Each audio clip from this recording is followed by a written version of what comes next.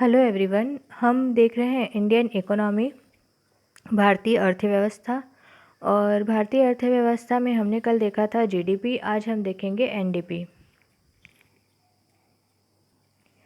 Net domestic product. Net domestic product क्या होगा?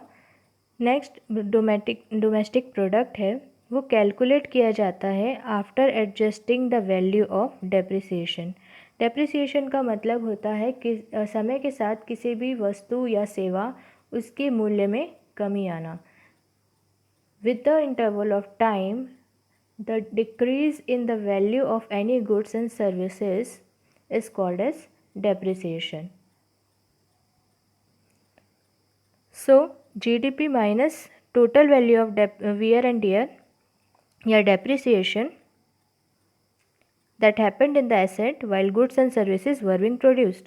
इसका मतलब है कि GDP में से total value of wear and tear मतलब होता है किसी भी एसेट है, गुड है या सर्विस है, उसमें समय के साथ में कमी आना।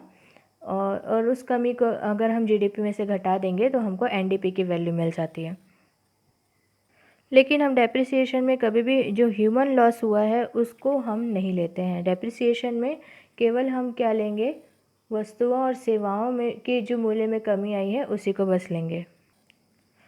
अब अलग अलग अर्थव्यवस्थाओं की अलग अलग जो गवर्नमेंट है वो अपने हिसाब से जो डेप्रिसिएशन का रेट है उसको डिसाइड करती है। Different economies of the world decide different rates of depreciation.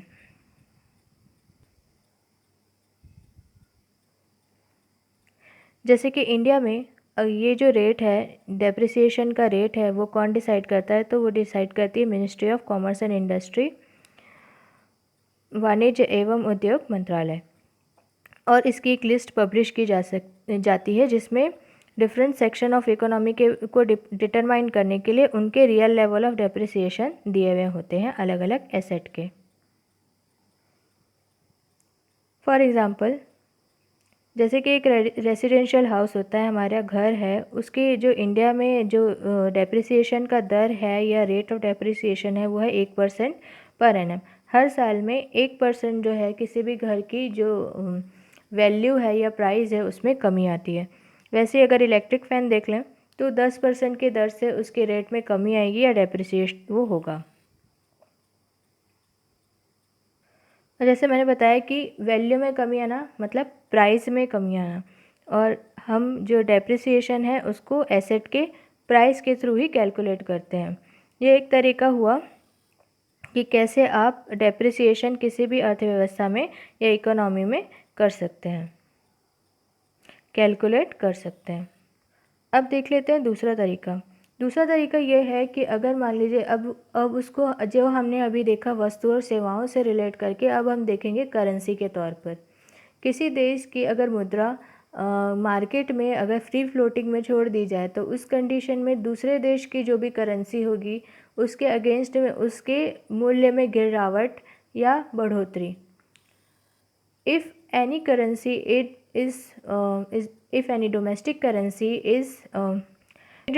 is made to float according to the market pressure, if the value of that currency decreases or increases is called as depreciation or appreciation. और ये किस तरीके से काम करेगा? Market mechanism पे ये काम करेगा, मार्केट मैकेनिज़्म पे। अगर सिंपल लैंग्वेज में देखें, अगर आप किसी करेंसी को दूसरे करेंसी के अगेंस्ट कंपेयर करते हैं, अगर आपकी करेंसी की वैल्यू कम है, जैसे फॉर एग्जांपल रुपीज़ जो है का समटाइम $60 में होता है, समटाइम $65 उसका वैल्यू होता है। अगर कंपेयर करके देखें तो इसी जो मूल्य में कमी आती है इसे कहते हैं मुद्रा का डेप्रिसिएशन या करेंसी का डेप्रिसिएशन। तो हमने एनडीपी कैसे कैलकुलेट किया? हमने जीडीपी में से डेप्रिसिएशन को माइनस किया तो एनडीपी कैलकुलेट हो गया। एनडीपी हमेशा जीडीपी से कम होगा सिमिलर ईयर के लिए, और ऐसा कोई भी तरीका नहीं है जिससे आप डेप्रिसिएशन को ज़ीरो कर पाएँ। लेकिन जो मानव है या जो मनुष्य है वो ऐसा कंडीशन अचीव कर सकता है जिससे हम जो डेप्रिसिएशन की दर है उसको कम कर सकते हैं। जैसे कि लुब्रिकेंट का यूज़ करना,